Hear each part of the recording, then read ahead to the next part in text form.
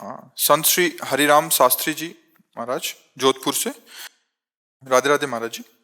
महाराज जी, राम स्नेही संप्रदाय के आदि आचार्य ने श्वासोश्वास राम नाम साधना प्रारंभ की, जिसमें श्वास श्वासोश्वासा तवन लगाई लगाई, आरती करके विरह जगाई।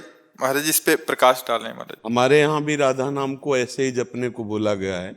नाम श्वास दो बिलग चलत हैं, इनको भेद नमो को भावे। श्वास ही नाम, नाम ही श्वासा, नाम श्वास को भेद मिटावे। जिस समय हमारे हृदय में निरंतर भगवत स्मृति जागृत होती है तो संपूर्ण राग का नाश होता है।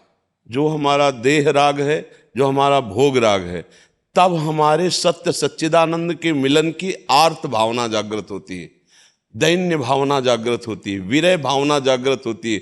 जब हमारे हृदय में अश्रु प्रवाह की, नाम की रोम रोम प्रफुल्लित पुलकित, तब जाकर के अखंड प्रसन्नता का जागरण होता है, जिसमें अनुभूति होती है अपने स्वरूप की। भक्त को भगवत प्रेम में अनुभूति होती है स्वरूप की, और ज्ञानी को निर्विकार प्रसन्नता में अनुभूति होती है अपने स्वरूप को। अनुभूति होना दोनों को, जैसे मम दर्शन फल परम अनुपा, जीव पाव निज सहज स्वरूपा। बिना स्वरूप बोध के इस संसार चक्र से मोक्ष नहीं हो सकता, मुक्ति नहीं हो सकती। पर प्रेमी जन मुक्ति नहीं चाहते, पर फिर भी स्वरूप बोध होना अनिवार्य है, क्योंकि देह भाव से प्रेम का प्रादुर्भाव नहीं होता। बिना देह भाव विस्मृत प्रेम में स्थिति नहीं होती। ये देही का राग, देह संबंधी भोगों का राग, मना कष्टानि इंद्रियाणि प्रकृति स्थानि कलसती, और देह संबंधियों का राग, ये मिट जाए तो संपूर्ण बात बन जाए। और इसके लिए चाहिए संसार का चिंतन छूटना। अब वो चिंतन कैसे छूटे? तो संतों ने जो हमें मार्ग बताया वो क्या? नाम श्वास दो बिलग चलत हैं, इनको भेद न मोह को भावे। श्वास ही नाम, नाम ही श्वासा, नाम श्वास को भेद मिटावे। और रोम रोम जब रग रग बोले, तब कुछ स्वाद नाम को पावे। वो नाम चाहे आप निर्विकार सच्चिदानंद निराकार प्रभु का कहो, या जो प्रेम विकार प्रकट करने वाले महारूप राज सच्चिदानंद प्रभु का जो साकार रूप कहो, चाहे जल कहो चाहे बर्फ कहो, बात दोनों में एक ही है। वही परमात्मा तत्व विराजमान है। जो भक्ति भाव से चलते हैं वे साकार भगवान की उपासना करके तत्व में स्थित हो जाते हैं, तत्व में सब स्थित हो जाते हैं। जैसे अपने लोगों को शिक्षा दी गई है इस मार्ग में कि ये क्रूरा अपिपापिनो न च सताम संभाष्य दृश्याश्चये सर्वान्वस्ततया निरीक्ष परम स्वाराध्य बुद्धिर्मम। जो क्रूर हैं, पापी हैं, दुष्ट हैं, संतों के संभाषण योग्य भी नहीं है, ऐसे में भी साक्षात राधा वल्लभ लाल विराजमान है, ऐसी दृष्टि रखो। तो सर्वम खलमिदम ब्रह्म ने नानास्ति किंचन, बात वही आ गई। चाहे भक्ति से हम उन्हें राधा वल्लभ लाल बोलते हैं, ज्ञान से उन्हें ब्रह्म बोलते हैं, योग से उन्हें परमात्मा बोलते हैं। बस आर्त भाव प्रकट होना कठिन है। जो अहम है, साधन अभिमान है, ये आर्त भाव नहीं आने देता। जब इसीलिए महाप्रभु चैतन्य देव जी ने भजन की पद्धति को सिद्ध करने के लिए कहा, तृणादपि सुनी चेन तरोरु सहिष्णुना अमानिना मान देन कीर्तनिया सदा हरि।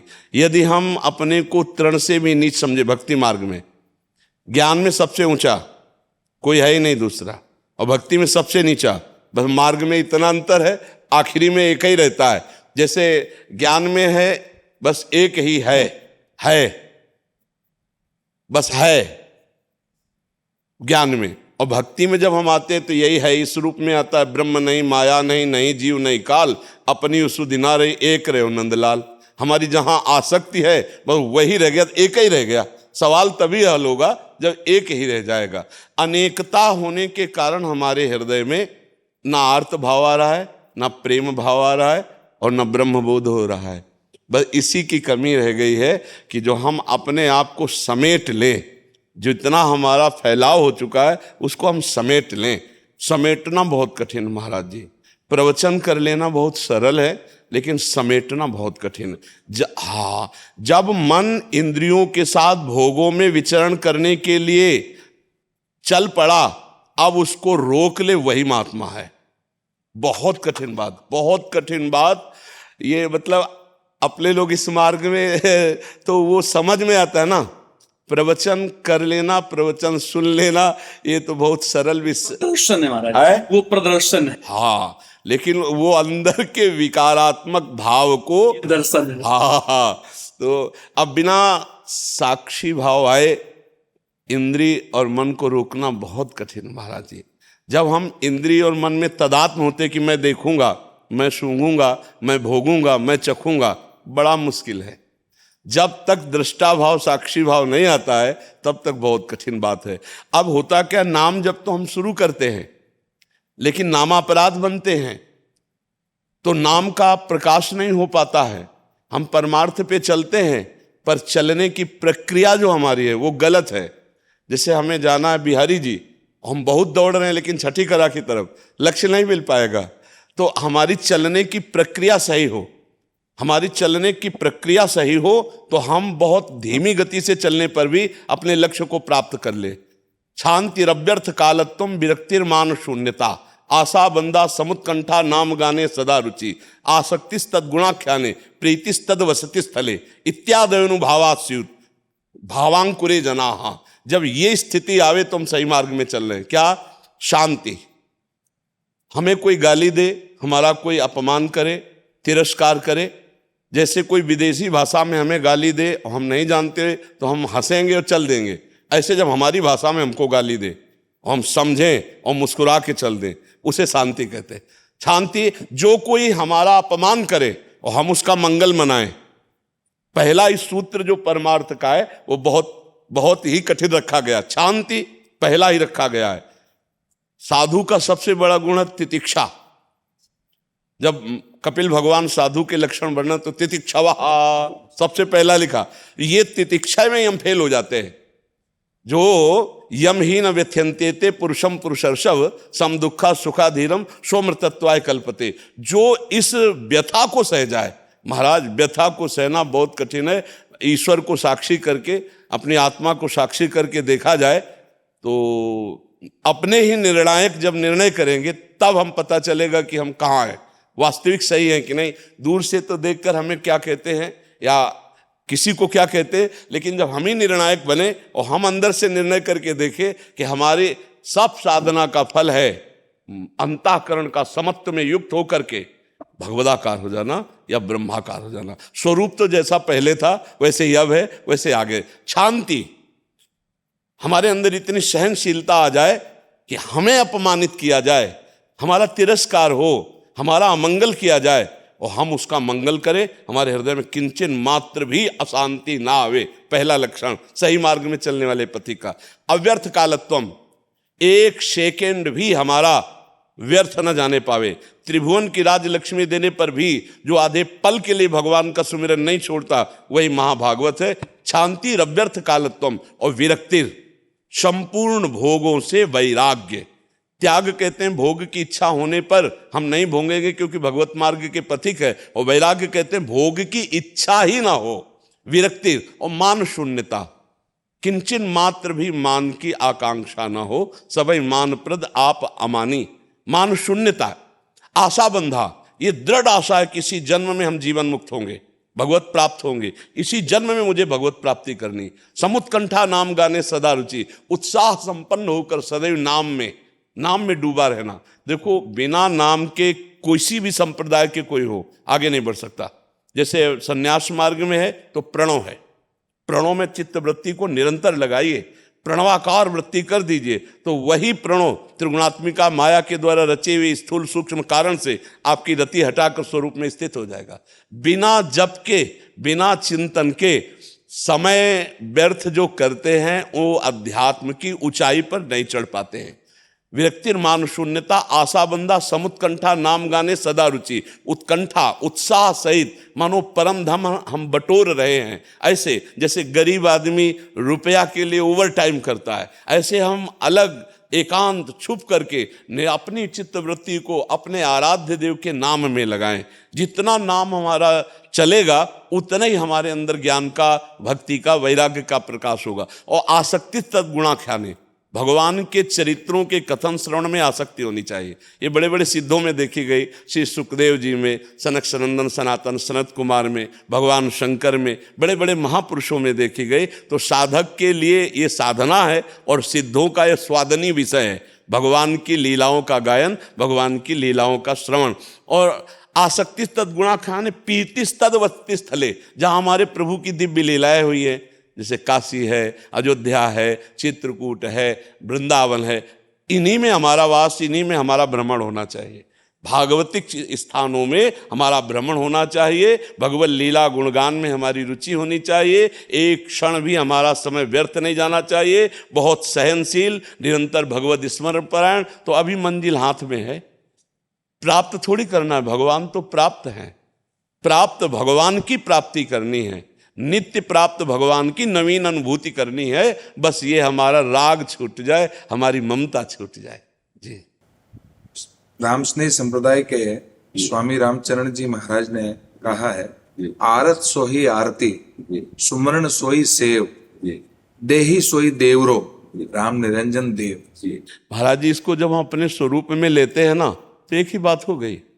हम बाहर मान करके मंदिर में भगवान में जो विराजमान अर्चा विग्रह, उसमें भावना करके आरती कर, यहाँ आर्त भाव से पुकारना ही आरती है, और एकाकार होकर के सुमिरन करना ही सेवा है। और कहाँ सेवा हो रही? बोले शरीर रूपी मंदिर में। बैठा कौन है? बोले माया रहित निर्विकार सच्चिदानंद स्वरूप ही, वही वर्णन कर रहे हैं, कोई अलग थोड़ी वर्णन कर रहे हैं।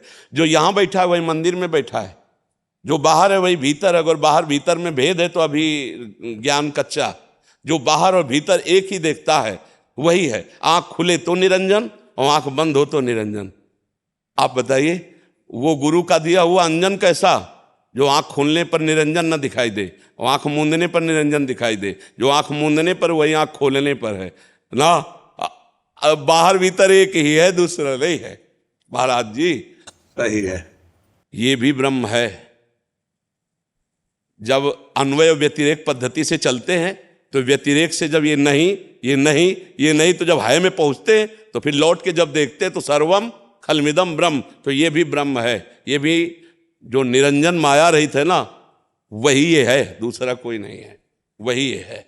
पूर्ण अनुभूति जब होती है तो कुछ नहीं, मत्ता परतरम नान्यत किंचिदस्ति धनंजय, मेरे सिवा हे धनंजय कुछ नहीं है। अब क्या होता है, हम एक पक्ष को लेकर दूसरे पक्ष का जब खंडन करते हैं तब बात अधूरी हो जाती है। अब जैसे हम इस सिद्धांत को समझते हैं, मानते हैं, प्रयोग करते हैं, पर बाहर भी प्रयोग करते हैं। एक आरती ऐसे होती है और फिर आरती ऐसे भी होती है। एक भोग उधर लगता है तो एक भोग इधर भी लगता है। उधर भी स्वामी है तो इधर भी स्वामी है, और खोजो तो सेवक है ही नहीं। जब खोज पूरी हुई, ऐसा नहीं कि भक्त ज्ञानी होता है, भगवान ज्ञान समुद्र है, गुरुदेव ज्ञान समुद्र है। जब चित्त जुड़ता है तो संपूर्ण ज्ञान प्रकाशित हो जाता है। तो वही जो हमारे नेत्रों में अंजन बनकर बैठा हुआ है, पिय मूर्ति नयनन बसे, वही निरंजन है, दूसरा कोई है नहीं। जो अंजन बन के हमारे नेत्रों में लगा हुआ है, गौर श्याम अंजन, वही निरंजन है। और अगर कोई और निरंजन है तो अभी समझ में नहीं आया। जिसे हम अपने आराध्य देव कहते हैं वही हमारी आत्मा है। आत्मा हरिवंश प्रगट परमानंद श्री हरिवंश प्रमाण मनम, श्री हरिवंश विदिति विधि वेदम, श्री हरिवंश जो तत्व भेदम। जब सही मार्ग से भक्ति की जाती है तो अभेद तत्व का बोध हो जाता है। जो यहाँ है गुरु में, वही यहाँ बैठा हुआ है, केवल ढांचे अलग अलग हैं। ऐसे ही मंदिर में जो हम भाव कर रहे हैं तो हृदय मंदिर में भी वही विराजमान है। नारायण या गौर श्याम को हृदय निकुंज बसइए। अब जो जहां रम गया उसके लिए वही महान है, पर खंडन ना किया जाए। जो खंडन होता है वो थोड़ा ऐसा बताता है कि ज्ञान अभी परिपक्व अवस्था को प्राप्त नहीं हुआ है। अब प्रायः जो खंडन होता है वो अपने पक्ष की दृढ़ता करके दूसरे के पक्ष का विरोध होता है। पर हम गौर से देखें तो जो दूसरा पक्ष चल रहा है वो किसकी आराधना कर रहा है? उसी तत्व की आराधना कर रहा है। तो वो पहुंचेगा वहीं जहां आप हो, वहीं वो पहुंचेगा। तो उसको प्रोत्साहन दिया जाए कि ना कि खंडन किया जाए। जैसे निरंजन माया रहित आत्मस्वरूप की आराधना की बात की जाती है, उसकी आराधना यही, बस उसको जान लो, अपने स्वरूप को जान लो, यही आराधना है। न वहाँ कोई आरती है, न वहाँ कोई पूजा है, न वहाँ कोई पुजारी है, न वहाँ कोई पूजा सामग्री है। आप ही पूजक हो और आप ही पूज्य हो। यही आरती, यही पूजा। हाँ राम बिना दर्शन। हाँ, अब बस इसमें ये कि खंडन बंद हो जाना चाहिए। खंडन से मेरा आशय है कि शायद हम खंडन तब करते हैं जब हमें दम होता है, और दम आ जाना ही खंडन का हाँ, हो जाता है। क्योंकि जब सर्वम खलमिदम का बोध हुआ तो फिर खंडन किसका। हमें यही लगता है कि जैसे भक्ति में हम चलते हैं तो सिया राम मैं सब जग जानी, अब खंडन किसका करे। जड़ चेतन जग जीव जत सकल राम में जान, तो खंडन किसका करे। और जब ज्ञान में चलते हैं तो ईशावास्मिदम सर्वम यत् किंच जगत्याम जगत, अब खंडन किसका करे। तो जो खंडन का भाव आता है तो वहां फिर हमें थोड़ा लगता है, जब कोई निर्गुण निराकार का पक्ष लेकर सगुण साकार का खंडन करता है तो हमें तर्क उठता है कि आप निर्गुण निराकार का बोध कहां से प्राप्त किए हैं। बोले गुरु से। गुरु साकार थे या निराकार। आपको गुरु के शब्द साकार मिले या निराकार। गुरु की दंडवत साकार की थी कि निराकार की। गुरु ने जब नेत्र टाइट करके हमसे कहा होश में चलना, नहीं तो समझ लेना, वो साकार बोल रहे थे कि निराकार बोल रहे तो अनुभूति हमें साकार से ही होती है। हमें अनुभूति साकार से ही होती है, क्योंकि हम साकार में ही फंसे हैं और साकार से ही अनुभूति होती है। लेकिन स्वरूप हमारा निराकार है। जो स्वरूप है हमारा वो निराकार है, और वो ऐसा महिमा में है कि हम उसे जो आकार दे देते हैं वही आकार वो मान लेते, जो आकार दे दे। ये आज हम उस स्वरूप को स्त्री रूप में देख रहे हैं, पुरुष रूप में देख रहे हैं, मूर्ख रूप में देख रहे हैं, जड़ रूप में देख रहे हैं, चैतन्य रूप में देख रहे हैं। ये हमारा अधूरा ज्ञान है। और जब हम विद्या विनय संपन्ने ब्राह्मणे गव्य हस्तनी सुनी चौ सुपाके चा पंडिता समदर्शिना, जब एक ही तत्व को देखते हैं, इन घड़ों में एक ही तत्व विराजमान है, दूसरा कोई नहीं, बस खत्म हो। जैसे जो स्वर्ण को पहचानने वाला है वो अंगूठी, हार, कंकण ये नहीं देखता, वो केवल स्वर्ण देखता है। ऐसे ही जो तत्वदर्शी है वो केवल तत्व देखता है। ये बाह्य स्वरूप भी तत्व स्वरूप ही है, तत्व के सिवा कोई वस्तु नहीं है। अब निराकार और साकार में क्या भेद, हमें यही समझ में नहीं आया। हमें यही लगता है जो निराकार वही साकार है, जो साकार वही निराकार, निराकार साकार कहने मात्र को है, तत्व वही है, इसमें कोई भेद नहीं है। हम उसकी उपासना बाह्य प्रकट आकार रूप में कर रहे हैं, आप उसी की उपासना अपने आप से अपने आप में कर रहे हैं, दोनों उसी तत्व में लगे। हमारा हर संप्रदाय के, हर मार्ग के चलने वाले उपासक का पहला कर्तव्य संसार का चिंतन छूटना, पहला कर्तव्य है भोगों से आसक्ति हटाना, पहला कर्तव्य है काम क्रोध आदि पर विजयी होना। इस पर बात की है। अगर ये हो गया तो तुम साकार निराकार जो चाहो सब अनुभूति हो जाएगी, क्योंकि तत्व वही है, दूसरा तत्व नहीं। जब हम उसको पुकारते हैं तो ब्रह्म रूप परमात्मा निराकार वही राम रूप रखता है, वही कृष्ण रूप रखता है। भक्त की भावना के विप्रधेनु सुर संत हित लीन मनुज अवतार, तो वो अवतरित हो रहा है, वो रूप धारण कर रहा है। वस्तुतः उसका जो स्वरूप है वो अनिर्वचनीय, जैसे निरंजन निराकार जैसे बोला जाता है, वही है। तो जब वही है तो फिर खंडन कैसा। निज स्वरूप निरखे नहीं जब लग राम पुकार, जी राम चरण घर क्यों लहे जो पंथ में बैठे आ। जी जी जी जी। भक्तों की भी आखिरी बात यही होती है कि अब मैं हरि को भजता नहीं, हरि मुझे भजता है। अब ये मतलब हरि को भजता नहीं, अब हरि मुझे भजता है। अब समझ लो वहां कितनी अभेद स्थिति उपस्थित हो चुकी है। तन मन के बिछुरे नहीं चाह बड़े दिन रैन, और कबों संजोग न मानहि देखें भरी भरी नयन। ऐसा अद्भुत प्रेम प्रकाशित होता है जब हमारी आराधना परिपक्व होती, चाहे वो आत्मरति हो चाहे वो कृष्ण रति हो। बात एक ही, बिना रति के ज्ञान अधूरा। आत्मज्ञान बहुत है लेकिन आत्मरति कितनी है, आत्मबोध कितना है। कृष्ण चर्चा बहुत है, कृष्ण रति कितनी है। अपने लोग जो भगवत मार्ग के पथिक है उस लक्ष्य पर दृष्टि रखते हैं। चिड़िया के पंजे या खोपड़ी या पंखों पे नहीं, नेत्र पर लक्ष्य, नेत्र पर दृष्टि रखते हैं, अपना लक्ष्य पर दृष्टि रखते हैं। जी महाराज जी कुछ कहना चाहते हैं। महाराज जी, महाराज मनु के सामने जब साकार आता है तो वो मांगने को तैयार नहीं है, और वही साकार जब उनको निराकार के रूप में मांग मांग बर भय नभवानी, तो मनु जी स्वीकार कर लेते हैं। जब वही निराकार है वही साकार है, तो यहाँ मैं तो ये मानूं कि महाराज मनु को भ्रम हो रहा है कि जब भ्रम नहीं महाराज जी, भ्रम नहीं हो रहा। वो इस बात को जान रहे हैं कि ब्रह्मा रूप से, शंकर रूप से और हरि रूप से जो प्रकट हुआ है वो अंश है। अंशी कौन है? यही मैं कह रहा था। हाँ, अंशी, अंशी कौन है? वो सच्चिदानंद परमात्मा तत्व जो अंशी है, जिनके अंश से नहीं, वहां निराकार और साकार की बात नहीं। अगर आप निराकार की तो वाणी साकार आ रही ना, वाणी तो साकार वाणी भी तो साकार आ रही है। देखो, एक है जो अनेक रूप धारण करता है, तो जब उपासना की, उपासक की वृत्ति बढ़ती है तो उसको आता है मुझे अनेक रूप में नहीं, मुझे एक रूप का अनुभव कराओ। अब एक रूप में यदि गुरु परंपरा से राम रूप है, कृष्ण रूप है, तो वो उधर सकिल जाएगा, और अगर निरंजन निराकार है तो अपने स्वरूप में आ जाएगा।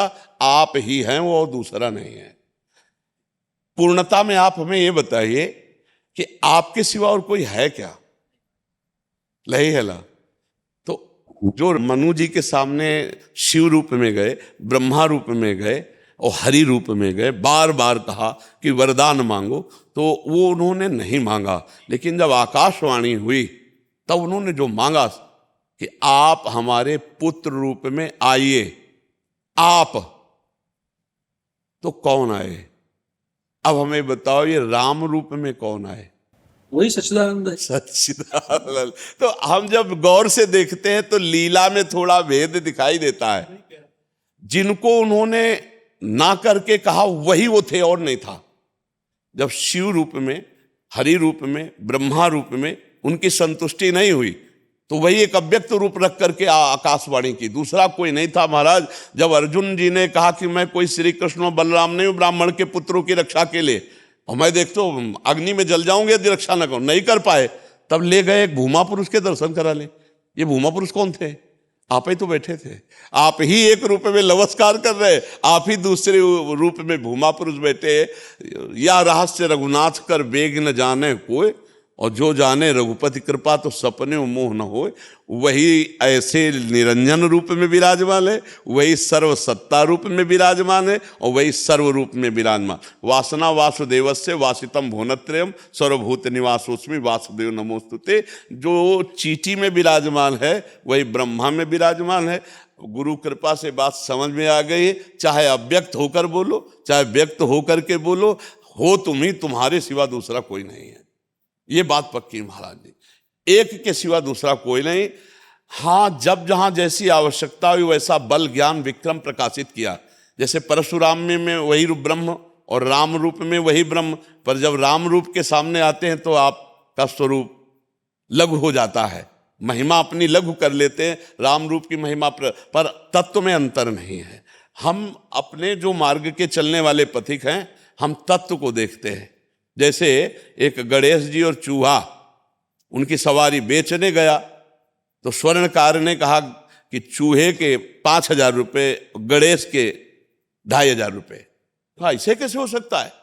गणेश जी के 2,500? बोले यहाँ गणेश और चूहा नहीं, यहाँ सोना बिक रहा है। अपने लोग ना गणेश जी देख रहे हैं ना चूहा देख रहे हैं, तत्व देख रहे हैं। अगर हम सतमार्ग के पथिक हैं तो हमारे लिए किंचन मात्र अंतर नहीं, वही तत्व। तो वही जो रूप में आया वही अरूप वाणी बोल रहा है। रूप और अरूप में कोई अंतर नहीं है, ना कोई बड़ा है ना कोई छोटा है। जब जहां जैसा अवसर आता है वैसा वो अपने को प्रकाशित करता है। लेकिन वो इतना ही है, आज तक किसी ने नहीं कह पाए।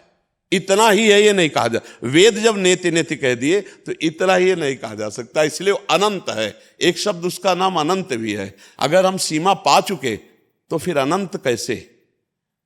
और अगर पाए नहीं तो फिर हमारा जीवन कैसा? इसीलिए मूक हो जाना होता है। जब पूर्णता की बात आती है तो मुंह को ही उत्तर है और कोई उत्तर नहीं है, क्योंकि जितनी बातें हैं उन बातों से भी वो परे है। सब बातों में भरे हैं और सब बातों से परे है। इसलिए अंततो गत्वा मुंह की ही हो जा, मुंह का स्वादनवत हो जाता है। सूत्र आता है मुंह का स्वादनवत, क्योंकि वाणी का प्रकाशक है वो जिसकी हम चर्चा कर रहे हैं। वाणी का प्रकाशक है वो। अब वाणी उसको कैसे, अपने प्रकाशक को कितना वर्णन कर सकती है? क्योंकि वो जितना प्रकाश हो रहा है उतना ही वर्णन कर पा रहे। बहुत कृपा करी, दर्शन दिए और बहुत सुंदर भगवत चर्चा हुई। राधा ही राम है, राम ही राधा है। बिल्कुल कोई अंतर, विस्तार से हमें इस तत्व में कोई अंतर नहीं, तत्व में कोई अंतर नहीं, पर लीला में अंतर होता है। अगर हम लीला शब्द में बोलेंगे तो बहुत बड़ा अंतर हो जाएगा। हम आप वहीं ले चलते हैं सिया जी के पास। आपको जनक वाटिका में आप अपने गुरुदेव विश्वामित्र जी के लिए फूल लेने के लिए गए हैं राम जी, और इधर सिया जी देवी पूजन के लिए गए हैं। और जब प्रथम दर्शन होता है तो राम जी के माथे पे पसीना आ जाता है। सिया जी के उसे तो